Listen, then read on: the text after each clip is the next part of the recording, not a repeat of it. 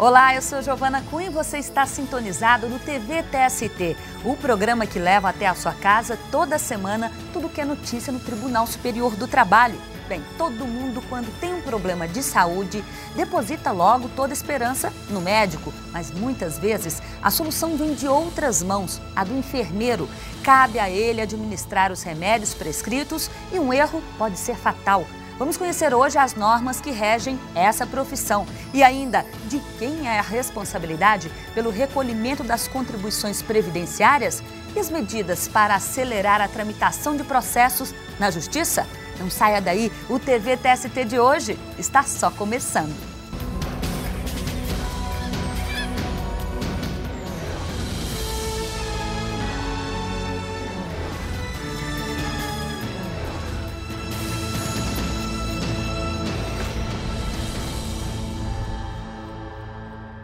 E para ficar bem informado, vamos às notícias que marcaram a semana no Tribunal Superior do Trabalho.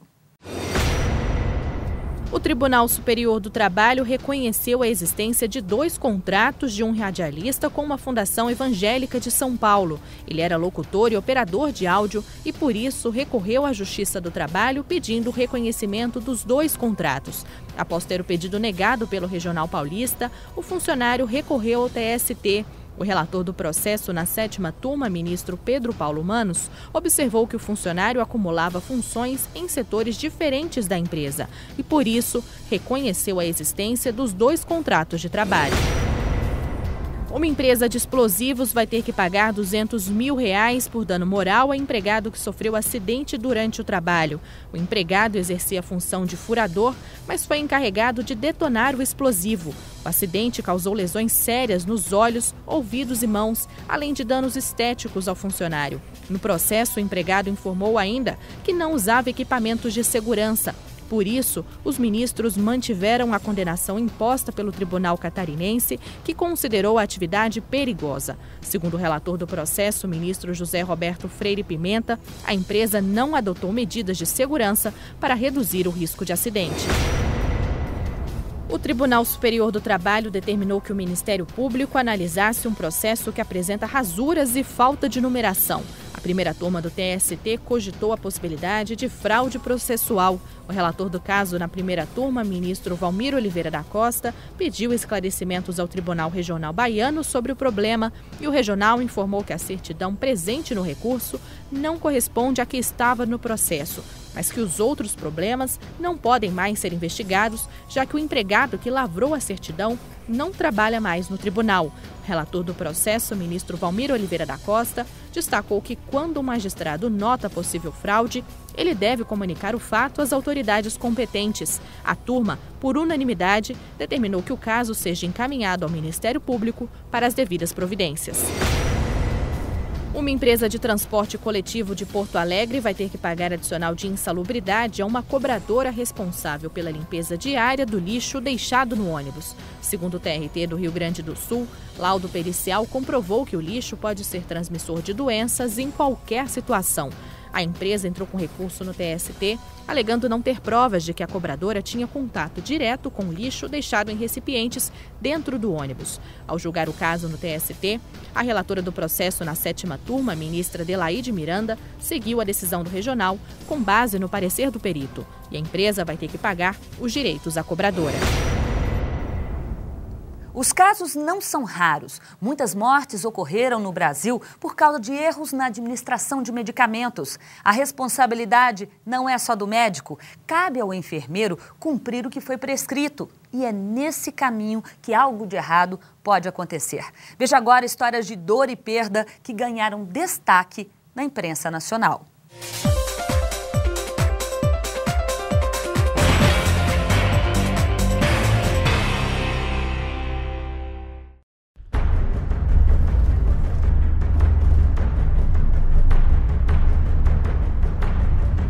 Eles são mais de 1,5 milhão de profissionais em todo o Brasil.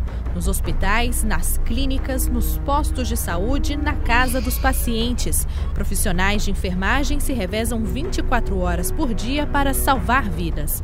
Eles estão na linha de frente, no cuidado direto com o paciente.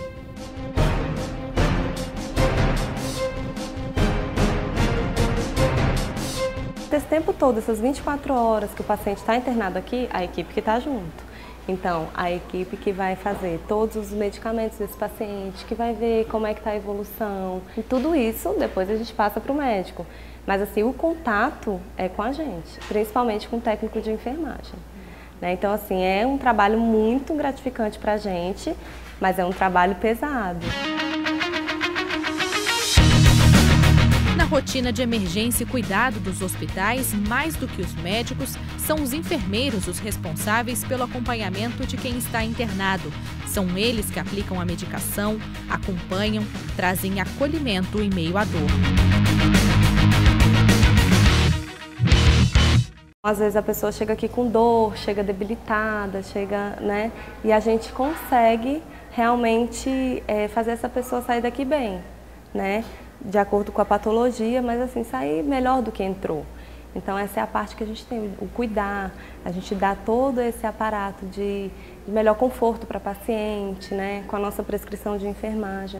Mas o que era para ser conforto pode se transformar em tragédia. Casos de descuido nos atendimentos têm chocado o país. No ano passado, uma auxiliar de enfermagem cortou a ponta do dedinho de Jennifer, de 1 ano, na retirada de uma bandagem. Em São Paulo, Stephanie, de 12 anos, morreu depois que uma auxiliar de enfermagem injetou na veia da menina vaselina no lugar de soro. A profissional disse ter se confundido porque os frascos eram idênticos. Erro semelhante aconteceu em Belo Horizonte ainda este ano, onde um bebê internado por pneumonia morreu depois de receber leite na veia.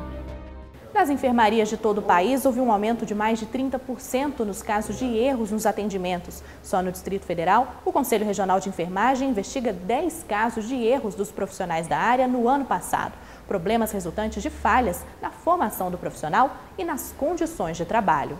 Uma das coisas que a gente tem que se preocupar é a qualificação do profissional de enfermagem. A segunda coisa, uma supervisão rigorosa sobre as escolas e a formação, como que esses profissionais estão sendo formados. A partir do momento que existe uma prescrição, a responsabilidade da vida passa a ser exclusivamente da enfermagem.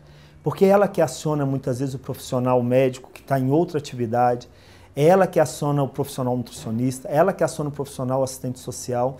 Então a enfermagem, de fato, ela cuida 24 horas da pessoa. A vida, muitas vezes, está exclusivamente na mão da enfermagem. Para o presidente do Conselho Regional de Enfermagem, as falhas nem sempre são culpa só do profissional. Existe uma grande maioria dos nossos profissionais que erram pela condição inadequada do trabalho. É de todo um sistema que induz ao erro, um sistema que você não tem condição adequada de trabalho, que você não tem material adequado, que você não tem quantidade de pessoas adequada para trabalhar, né? Que você não tem um estímulo, as pessoas têm que ter 2, 3 empregos para manter a sua qualidade de vida, né? Então sai de um, entra para o outro, às vezes faz 36 horas seguidas, né? Então muitas vezes você está trabalhando hoje de dia, você saiu de um plantão ontem noturno, você está cansado.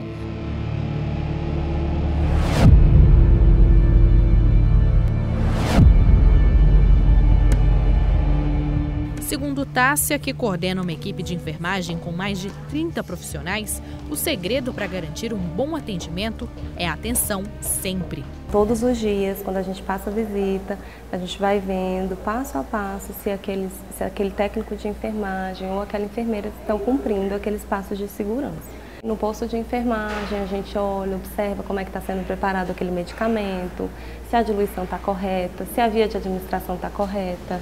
A gente tem a pulseirinha do paciente, onde tem o nome completo, data de nascimento. Antes de fazer todo o medicamento, a gente tem que conferir, né, para não ter erro. Às vezes tem 2 pacientes com o mesmo nome, mas a data de nascimento muda. Então, para não ter erro de eu pegar o paciente, né, o medicamento da Maria e fazer na outra Maria do outro apartamento. Então, isso tudo, norma de segurança, né, que a gente tem. O hospital, as meninas fazem treinamento, a educação continuada é muito presente.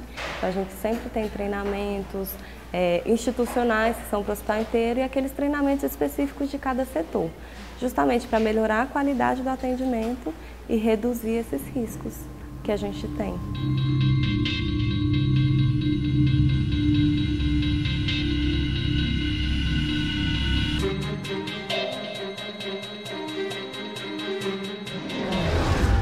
Para evitar erros, a formação do profissional é fundamental. Além disso, os hospitais devem promover cursos de atualização e de especialização.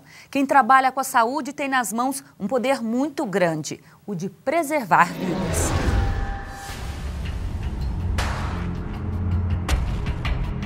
As funções do enfermeiro são inúmeras. Eles se dividem em mais de 40 especialidades de acordo com a área de atendimento. E na hora de cuidar do paciente, a formação profissional determina até os tipos de atividade que ele pode realizar. Na área de enfermagem, são 3 profissionais. O auxiliar precisa ter ensino fundamental completo e curso profissionalizante de pelo menos 900 horas. E é apto a trocar a roupa de cama, cuidar da alimentação e da higiene do paciente, verificar a pressão arterial e aplicar injeção. O técnico de enfermagem tem que ter ensino médio e curso técnico de 1.800 horas. Esse profissional é quem administra o medicamento e injeta soro. Já o enfermeiro precisa ser formado em curso superior com duração de 5 anos. Ele é responsável por todos os procedimentos na área de enfermagem, colocar sonda e catéter. Cada um com o seu papel, com a sua função, Então, nós trabalhamos juntos, né, enquanto equipe de enfermagem, onde cada um tem um papel a desenvolver, sob a liderança de um enfermeiro. Neste curso em Brasília, cerca de 140 alunos são formados todos os anos para trabalhar como técnico em enfermagem. Para encarar o ritmo de trabalho puxado e as emoções do dia a dia, além de vocação, esse pessoal precisa de treinamento para lidar com a fragilidade da vida. A permeabilidade do sistema. O cuidado, ele é a essência da enfermagem. Então, nós não temos como falar de enfermagem sem não falarmos do cuidado, né, de tudo que envolve a holística do ser humano, o ser humano como um todo. Os nossos alunos, eles estudam saúde mental, eles têm noção de psiquiatria, noções de comunicação, de sociologia. Então, tem todo esse conhecimento que dá suporte para a abordagem e para esse cuidado que é característico, que é nato da enfermagem. Cuidar. A missão da gente é cuidar. O professor dá a dica. Antes de medicar um paciente, o profissional de enfermagem deve seguir a regra das 7 certezas. Paciente certo, medicamento certo, via certa, dose certa, horário certo, diluição certa e prescrição certa. É uma estratégia didática, né, de estar monitorando essa autovigilância. Então, é uma espécie de mapa mental, onde os enfermeiros, onde a equipe de enfermagem, pessoas que fazem esse cuidado direto com a administração de medicação, por exemplo, fazem esse checklist para ter esse policiamento. Segundo ele, em grande parte do país, a formação ainda é precária. Problema agravado pela jornada de trabalho puxada e os baixos salários. Problemas que precisam ser resolvidos para garantir que o trabalho dessa equipe continue levando conforto a quem mais precisa. Uma formação que preze pela qualidade, que preze pela responsabilidade e a dimensão da missão daquela profissão, que é lidar, né, que é atuar com uma vida. É um trabalho que a gente faz com muito amor e carinho, acho que isso é dom, é vocação, mas realmente às vezes eles têm que abdicar um pouco de estar um feriado com a família, para estar aqui prestando cuidado com outras pessoas.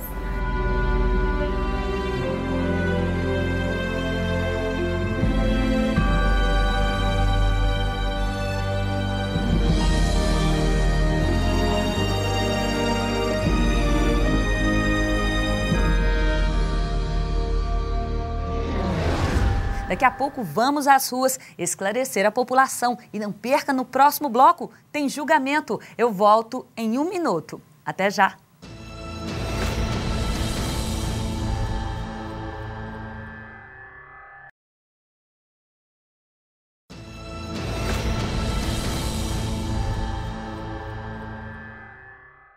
O assunto agora é o recolhimento das contribuições previdenciárias. Veja o que diz a súmula 368 do TST. A súmula número 368 do TST diz que é do empregador a responsabilidade pelo recolhimento das contribuições previdenciárias e fiscais resultante de crédito do empregado oriundo de condenação judicial, devendo ser calculadas em relação à incidência dos descontos fiscais mês a mês. A sistemática antiga da súmula determinava o seguinte: que era de obrigação do empregador o recolhimento de débitos previdenciários e fiscais oriundos da condenação, referente ao empregado, que deveria ser calculado no montante integral, ou seja, regime de caixa. Ao final da conta de liquidação, deveria ser calculado e recolhido o débito devido, no caso, o recolhimento devido. Com a enxurrada de reclamações, de recursos, inclusive ao STF e ao STJ, para pleitear o excesso desse débito, que contava com o regime de caixa, ou seja, a contagem era no montante final, na liquidação final do débito, o STJ e o STF passaram a se posicionar de forma contrária ao entendimento antigo da súmula, dizendo que, de fato, a contagem do recolhimento tinha que incidir mês a mês e não no total, até porque o sistema a ser adotado não é o de caixa, e sim o de alíquota progressiva. Ou seja, haveria que reaver uma recontagem para, na verdade, analisar o tempo em que foi contado mês a mês o recolhimento, para assim se haver justiça no caso do trabalhador. Com essa situação, havendo vários precedentes já do STF e do STJ, foi agora trazido o artigo 12A, a Lei 7713 de 88, com a redação dada pela Lei 10.350 de 2010, determinando que a contagem agora passará a ser feita mês a mês, e não sobre a conta total, como era feito na antiga sistemática da súmula. Essa mudança ocorreu agora na sessão plenária, ocorrida em 16 de abril de 2012, e a partir de agora é a nova sistemática que entrará em vigor, nascendo assim para o empregado o direito de ver o recolhimento ser feito mês a mês, para assim fazer jus ao direito do trabalhador, que estava sendo inconstitucionalmente lesado pela antiga sistemática da súmula, que foi alterada pela sessão plenária recente ocorrida no TSE. E vamos ao julgamento, que foi destaque no Tribunal Superior do Trabalho. Entenda o caso na reportagem.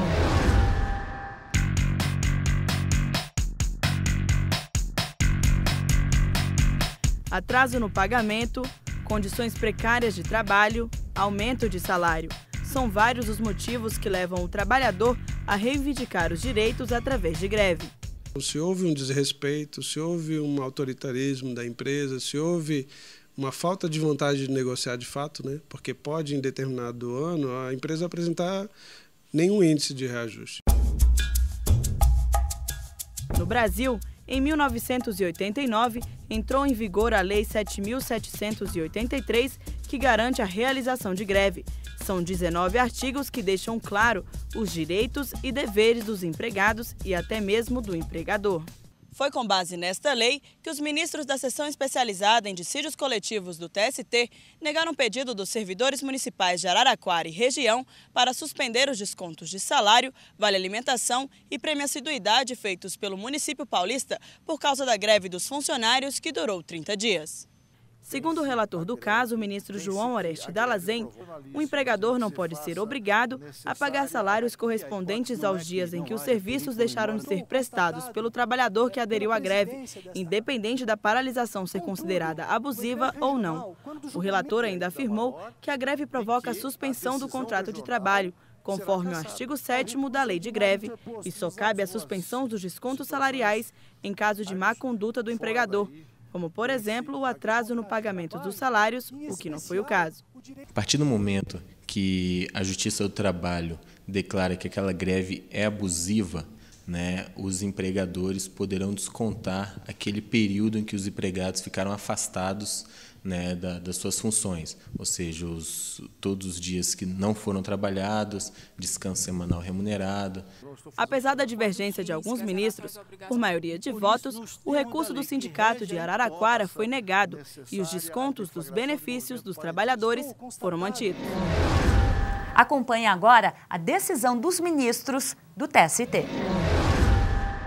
Relator excelentíssimo, senhor ministro João Oreste Dallazen, processo agravo regimental em efeito suspensivo, 5.053, dígito 54, em que agravante Sindicato dos Servidores Municipais de Araraquara e região e agravado município de Araraquara. Agravo regimental, greve, pagamento dos dias de paralisação, suspensão dos contratos de trabalho. o recurso é interposto contra a decisão mediante a qual indeferir o pedido de efeito suspensivo formulado pelo Sindicato dos Servidores Municipais, em face de sentença normativa proferida pelo TRT da 15ª Região. O Sindicato dos Servidores não se conforma com a não concessão de efeito suspensivo da decisão que determinou os descontos dos dias de paralisação. Eu estou preconizando o desprovimento do agravo regimental. A circunstância de ter havido declaração da abusividade, não ter havido declaração da abusividade da greve, a realização desses descontos, a meu juízo, independe de a greve ser abusiva ou não.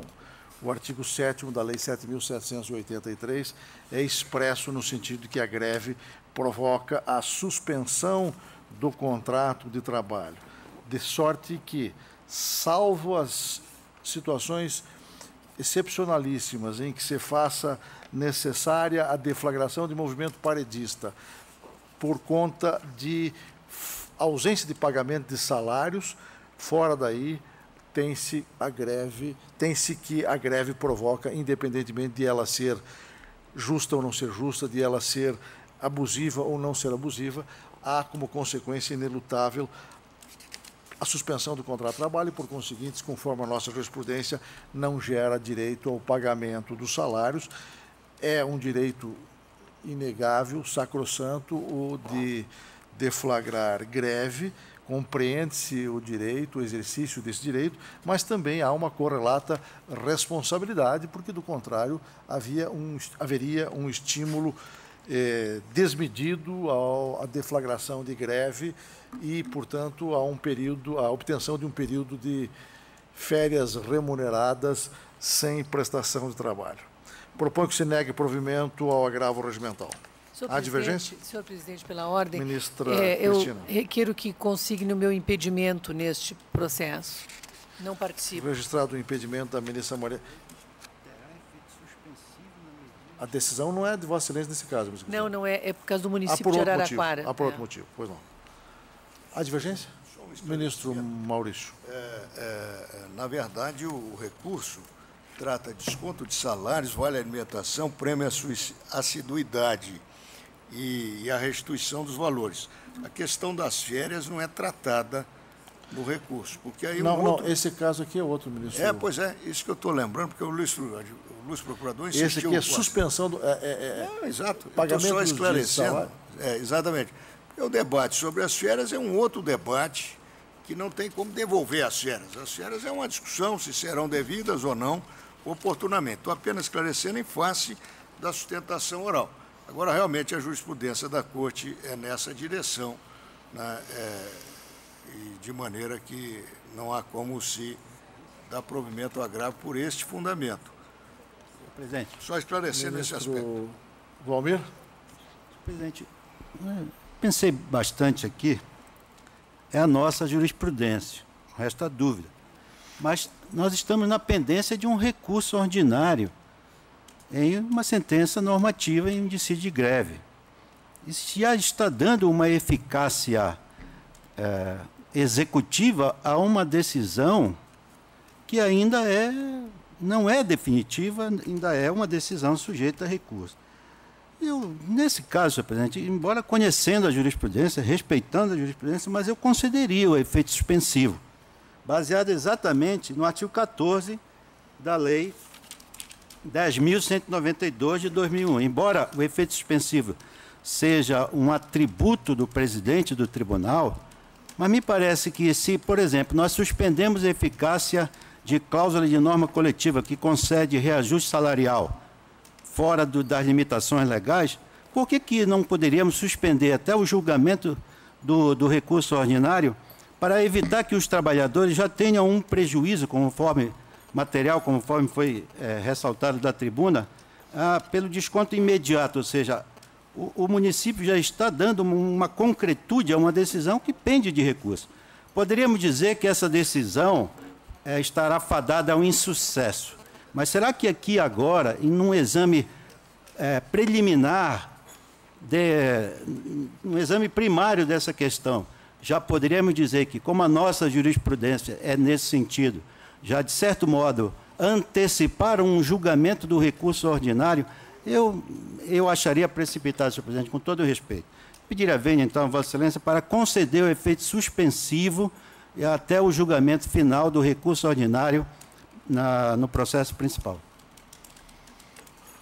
Naturalmente que é compreensível e respeitável o ponto de vista de Vossa Excelência. Eu apenas me sinto no dever de ponderar em relação a esse caso, primeiro, que o recurso ordinário, como só ia acontecer na generalidade dos casos, é dotado de efeito meramente devolutivo e, portanto, a pronta eficácia da sentença normativa regional é a regra, seja para empregado, seja para empregador.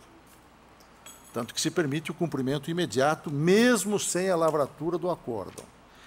Em segundo lugar, a concessão do efeito suspensivo, naturalmente, é lastreada no fumus boni iuris e no periculum in mora.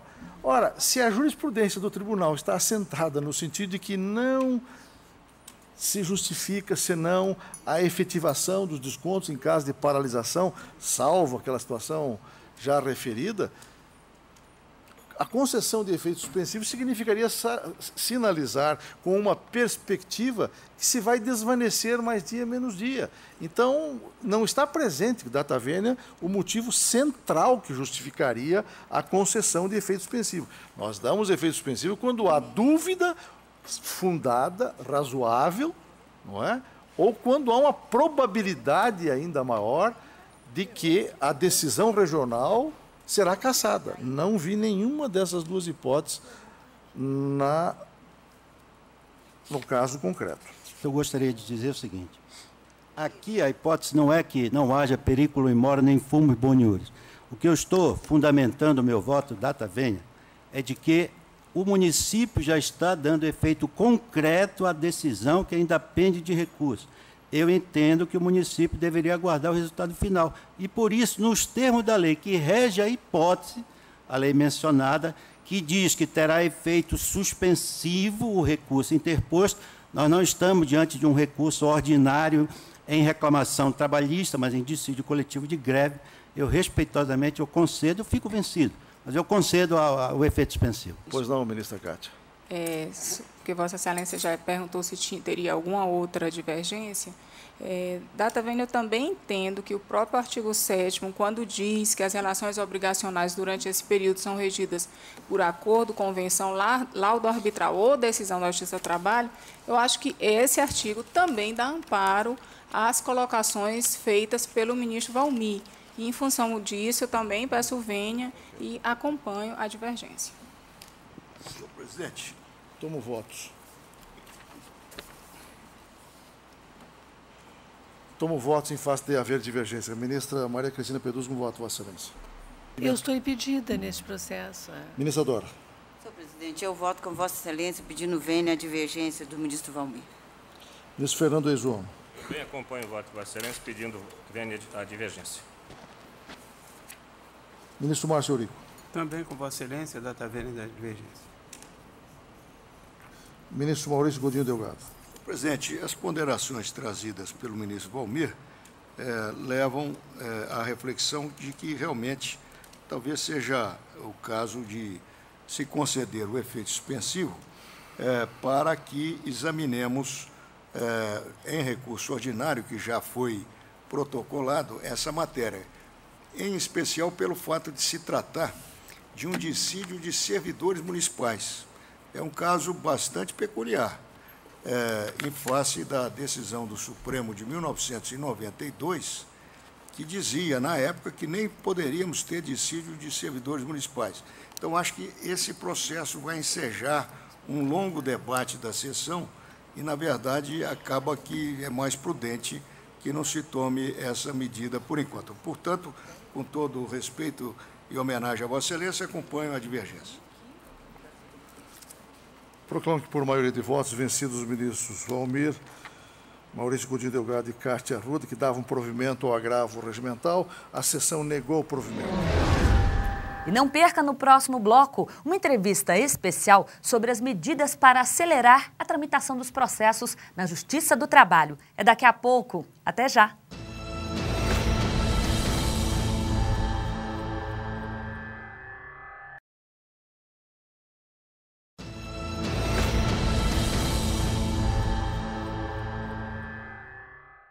Hora do telespectador marcar presença no TV TST. A dúvida é sobre revista nos empregados. A empresa pode fazer revista nos empregados ao final do trabalho? Desde que essa revista, ao final da jornada, seja feita de forma não discriminatória e sem abuso de poder, ou seja, se a revista não é abusiva, não é intromissiva, ela também é perfeitamente possível. Por quê? O empregador nada mais está a fazer do que, na verdade, a resguardar a sua propriedade. É óbvio que essa revista tem que ser uma revista respeitosa, normalmente é uma revista feita ou nos pertences da pessoa, de forma tranquila, sem exposição ao público, nem nada disso, né? Para que também não caracterize aí uma possível violação à honra da pessoa, né? Para que ela não se sinta humilhada por estar sendo exposta a essa revista. Uma revista que é feita indiscriminadamente a todos os funcionários, de forma rotineira e respeitosa, sem abuso, ela é permitida sim.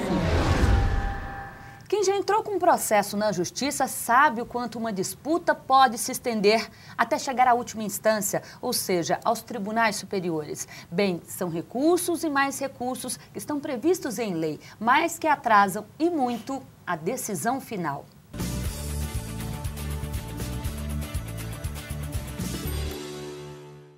E para falar sobre o sistema processual no Brasil e as medidas para acelerar a tramitação dos processos, eu converso agora com o ministro do TST, Pedro Paulo Manos. Olá, ministro, muito obrigada pela presença do senhor.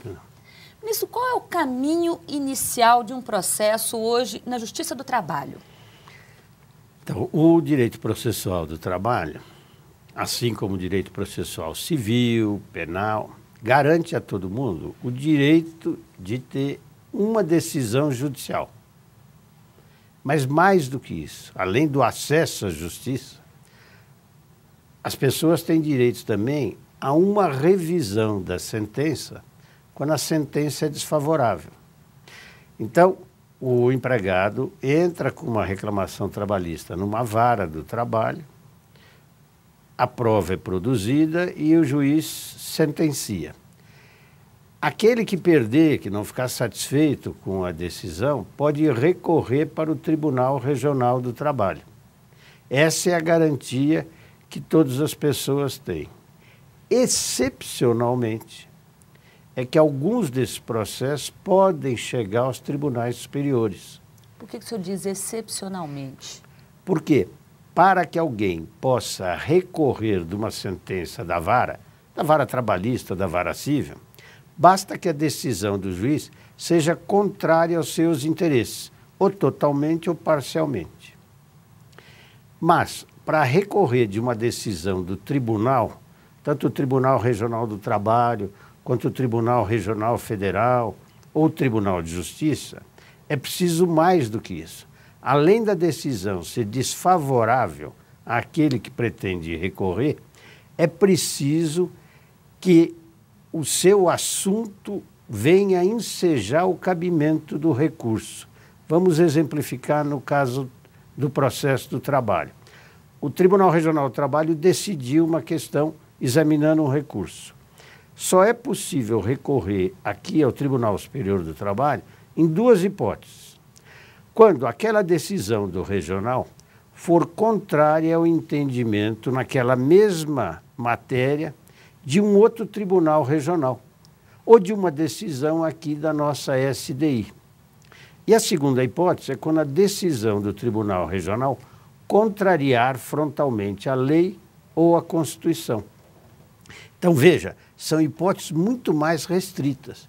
Por isso que eu disse que, excepcionalmente, os processos podem chegar aos tribunais superiores. Mas isso leva quanto tempo, ministro? Desde o início lá até a chegada ao Tribunal Superior. Quanto tempo que a gente pode, digamos assim, que um habilidoso advogado pode estender esse processo? Pois é, essa sua observação do habilidoso advogado é que é um problema sério, porque as regras processuais permitem que se retarde a solução final de qualquer demanda. Quanto ao tempo que demora, isto varia, porque numa vara trabalhista que tem um volume menor de serviço, a decisão é mais rápida. Naquelas varas congestionadas, porque o volume de processos é muito grande, há uma demora maior. Nos tribunais regionais do trabalho, a mesma coisa. Há tribunais regionais do trabalho no país que são muito rápidos, que é porque são muito organizados, os desembargadores trabalham muito, mas também porque o volume de processos nesses tribunais é menor. Há tantos outros. Então dá um exemplo desses dois lados, um que se ouviu tramitar muito rápido e um que se ouviu demorar muito. O Tribunal Regional do Trabalho da 14ª Região, cuja sede é Porto Velho, né, que tem como jurisdição os estados de Rondônia e Acre, os processos tramitam rapidamente. E o meu tribunal de origem, que é o Tribunal Regional do Trabalho de São Paulo, onde os colegas trabalham tanto quanto na 14ª Região, mas o volume de processos é muito grande. Imagine a 2ª Região, que abrange a cidade de São Paulo, a Grande São Paulo e a Baixada Santista. O volume de varas é enorme. Só na capital de São Paulo nós temos 90 varas trabalhistas, só na capital. Imaginem quantos recursos por dia são interpostos para o TRT de São Paulo. É verdade que no TRT de São Paulo são 94 desembargadores e no TRT de Rondônia são 8. Aí diz, bom, então tem que andar rápido. É que o volume é muito maior do que esses desembargadores dão conta. Não é proporcional, né, ministro? Não é proporcional. Bom, e aí é um outro problema. Quando o processo chega aqui no Tribunal Superior do Trabalho, aí, digamos, há uma espécie de nivelamento. Nós estamos em plena campanha para reduzir a demora de processo. O Tribunal Superior do Trabalho fez um esforço enorme, com muito êxito, para atingir a meta 1 do TST. O que era isso? Julgar processos que entraram aqui até 2007, depois até 2008. Porque houve época aqui que havia processos que tinham chegado no tribunal há 10 anos. Por quê? Pela dificuldade dos ministros darem conta daquele volume absurdo. O senhor está citando aí 10 anos de demora para o julgamento de um processo. Sim. E hoje a gente tem uma demora média de quanto tempo, ministro? Eu acho que a demora média aqui é 1 ano e meio. Cerca de 1 ano e meio. Eu, quando cheguei no tribunal, quando tomei posse aqui, recebi processos que estavam aqui há 10 anos. Eu tomei posse em 2007, recebi processos de 97. O senhor considera 1 ano e meio um tempo bom? Não. Qual que seria o ideal? Eu acho que o processo aqui, se demorasse, vamos dizer, 6 meses, era um tempo razoável. Lembrando que apenas uma pequena parcela de todos os processos que ingressam nas varas é que deveria vir para cá. Por que eu estou dizendo deveria? Porque no começo da nossa conversa eu falei, olha, todo mundo tem direito a uma sentença na vara. Mais do que isso, tem direito a um recurso no TRT. Depois que o TRT decidiu, se a questão é a avaliação da prova, terminou a questão. Se o empregado ganhou, o processo volta para a vara para a segunda fase, que é transformar aquilo que ele ganhou em dinheiro, calcular os juros, a correção monetária e fazer o pagamento. Pois bem, mas há casos em que a parte perde o processo no TRT e tenta recorrer para o TST. Os presidentes de tribunais regionais do trabalho, por força de lei, fazem uma primeira triagem, eles examinam o recurso para ver se é cabível ou não. Quando ele diz que não é cabível, há um recurso específico que obrigatoriamente vem para o TST apenas para verificar se a decisão do presidente do tribunal está correta ou não. Aí que está o grande problema. Porque quando esse recurso, que chama agravo de instrumento, vem para cá, ele traz o processo todo. Então, aquela ideia de que depois que o regional decidiu, não cabe mais discussão, não acaba sendo verdadeira. Nós temos uma quantidade enorme de processos em que se discute o despacho do presidente do Tribunal Regional. E a maioria significativa, mais de 90% desses recursos, são rejeitados. Agora, imagine só, em cada 100 processos, 90 não deveriam estar aqui. É uma quantidade muito grande, não é, Sim, ministro? e se não estivesse, os outros 10% teria condições da gente decidir em alguns meses. Agora, que medidas estão sendo tomadas, ministro, para mudar essa situação, ou seja, para tornar a tramitação dos processos mais rápida? Bom, já se tomou uma medida que é eficiente, que é exatamente a informatização do Poder Judiciário. A Justiça do Trabalho, que está à frente, nós temos hoje varas eletrônicas, o presidente da LASEM tem instalado em algumas varas em regiões, varas totalmente informatizadas. Isso é um avanço Isso é um avanço formidável, que é para a tramitação dos processos, que é do ponto de vista ecológico, porque a gente evita de ter papel, de derrubar árvores, etc., que é para o julgamento dos processos. Hoje, com o processo eletrônico, durante o julgamento, eu sou capaz de, com o monitor que está à minha frente, examinar uma peça do processo. Antigamente era preciso pedir vista do processo, examinar no gabinete, levar uma semana para se decidir. Hoje, a maioria das questões são decididas no momento. Isto agiliza enormemente. Isto fez com que o tribunal pudesse, como eu acabei de dizer, diminuir muito o tempo de tramitação. Mas isso só não é suficiente. O ano passado, o Tribunal Superior do Trabalho, dentre as atividades que desenvolveu, uma delas foi a semana do TST, em que nós, ministros, nos dividimos em 2 grupos.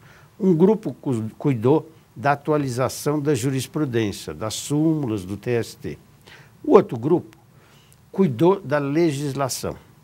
E o tribunal produziu um projeto de lei que agiliza o andamento dos processos, principalmente na segunda fase. O que é a segunda fase? É depois que não cabe nenhum recurso e que há o que ser pago no processo, o procedimento para realizar esse pagamento, fazer os cálculos, etc. Que é a execução. Que é a execução de sentença.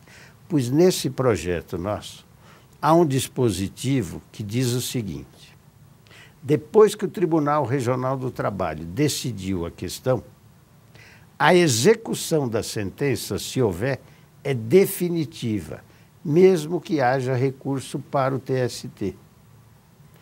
Isto está de acordo com o projeto que o Supremo Tribunal Federal também apresentou, com a mesma perspectiva nos processos civis e criminais. O que é que se pretende com isso? Dar efetividade às decisões dos tribunais. Tribunal Regional do Trabalho, Tribunal Regional Federal e o Tribunal de Justiça. Você vai me dizer, bom, mas então para que alguém vai recorrer para o TST? Apenas para discutir teses, apenas para uniformizar entendimento. Por que eu estou dizendo isso com tanta certeza? Porque a maioria dos processos que se encontram aqui vem para cá porque essa é uma forma eficiente de retardar a solução do processo, em bom português, de pagar o que é devido. Na medida em que esse projeto for aprovado, o que eu espero, sinceramente, quem recorre apenas para retardar não vai mais recorrer. Ou seja, até teria um empenho maior em fechar logo um acordo. Mas eu não tenho dúvida. Eu não tenho dúvida. Quer dizer, quando a gente tem certeza de que é devido e que amanhã ou depois eu vou ter que pagar, eu tenho muito mais ânimo em fazer um acordo do que quando eu imagino isso daqui a alguns anos, só que eu vou pensar nesse assunto.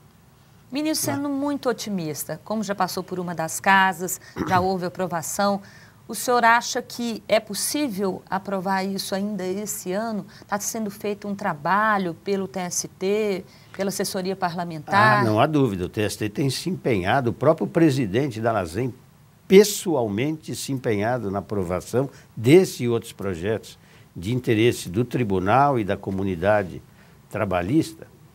E os parlamentares têm dado uma resposta positiva. Esse ano, nós temos um problema que é alheio à vontade dos parlamentares, que são as eleições municipais. Então, nós temos em abril, nós temos até o mês de maio, final de maio, para aprovação de projetos. Depois, o Congresso tem que entrar em recesso por causa das eleições. Então, estamos correndo contra o tempo. Estamos correndo contra o tempo, mas eu vi há poucos dias no site do Senado a aprovação desse e de outros projetos. Eu acho que realmente isso vai nos ajudar muito. Mas se você me permite uma outra observação, paralelamente a essas medidas, o que era preciso é que no Brasil a gente criasse uma cultura de solução dos conflitos fora da justiça. O que há em outros países e no nosso, por uma questão cultural, nós não temos. Nós não estamos acostumados a resolver os nossos problemas, né, com a parte contrária. A reação imediata é ir para a justiça. Então é preciso que o país crie mecanismos seguros. Uma conciliação, né? Sim, conciliação, mediação ou até arbitragem extrajudicial, desde que dê segurança a quem vá, tanto o empregado quanto o empregador, de que vai se resolver de acordo com a lei e que, uma vez resolvida a questão, não se pode mais discutir. Não é verdade? Porque se nós mantivermos todos os conflitos na justiça, eu acredito que com toda a boa vontade o judiciário não vai dar conta. Então era preciso que a gente filtrasse o que é que precisa vir para a justiça e o que é que não precisa vir. Mas o senhor disse aí a formação de uma nova cultura aí é um caminho mais longo, não é, ministro? Pois é, mas a gente tem que começar. Eu acho até que já se começou, não é? E esse é um processo mais longo e a gente fica aflito porque a gente quer a solução para ontem. Mas eu tenho muita esperança que, independentemente desta nova cultura de solução de conflitos, que num prazo razoável a gente tenha uma diminuição sensível na demora da tramitação dos processos. Ministro, muito obrigada pela entrevista. Eu que agradeço. 1º de maio é comemorado o Dia do Trabalhador. A data é marcada por muitos movimentos sociais e até mortes. A reivindicação pela jornada diária de 8 horas de trabalho entrou para a história. Vamos voltar agora ao ano de 1886, quando tudo começou.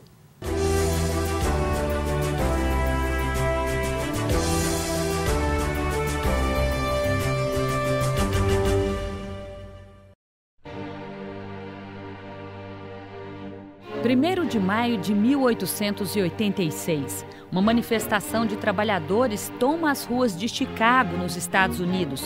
Milhares de pessoas pedem a redução da jornada de trabalho para 8 horas diárias. É o início de uma greve geral. No dia 3 de maio, o confronto com a polícia leva à morte de alguns manifestantes. Se teve uma paralisação e houve o enfrentamento de trabalhadores com a polícia. No dia seguinte, uma nova manifestação é organizada como protesto pelos acontecimentos, que termina com a morte de 12 grevistas, 7 policiais, além de ferir dezenas de pessoas.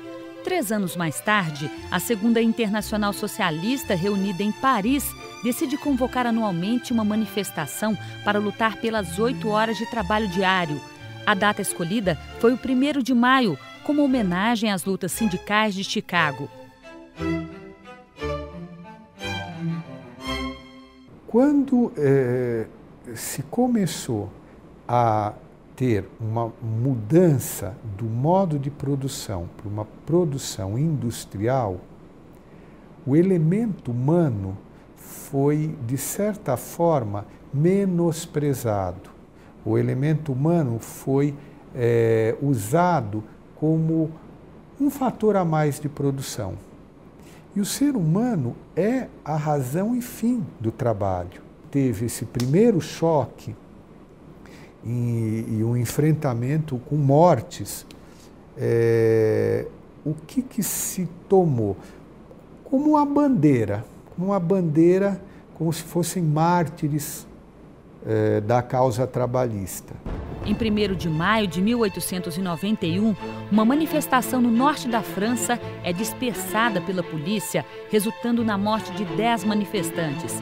Esse novo drama serve para reforçar a data como um dia de luta dos trabalhadores. E meses depois, a Internacional Socialista de Bruxelas proclama o 1º de maio como Dia Internacional de Reivindicação de Condições Laborais. Nós poderíamos dizer que o direito do trabalho é fruto de 2 movimentos, um descendente e um ascendente. O ascendente dos trabalhadores se unindo, num primeiro momento não sendo reconhecidas essas uniões como legítimas e depois sendo reconhecidos como sindicatos, reivindicando direitos. E outro movimento descendente, a ser principalmente comandado pela Igreja Católica, através das chamadas encíclicas sociais, a partir da de Leão XIII, dando foro de cidadania a esses direitos trabalhistas, mostrando como os países deveriam reconhecer esses direitos humanos fundamentais. Em 23 de abril de 1919, ou seja, 28 anos depois, o Senado francês ratifica as 8 horas de trabalho e proclama o dia 1º de maio como feriado, exemplo seguido por muitos países. No Brasil, a data é comemorada desde 1895 e virou feriado nacional em setembro de 1925, por um decreto do presidente Arthur Bernardes. O que nós fomos vendo durante os períodos em que o movimento operário era um movimento ligado ao governo, era festa estatal. Nos momentos em que era o movimento operário um movimento de oposição ao governo, um movimento político, eram movimentos mais de reivindicação. O Dia do Trabalhador era considerado pelos movimentos anarquistas e comunistas como um momento de protesto e crítica às estruturas socioeconômicas do país. A propaganda trabalhista de Vargas sutilmente transforma um dia destinado a celebrar o trabalhador no Dia do Trabalhador.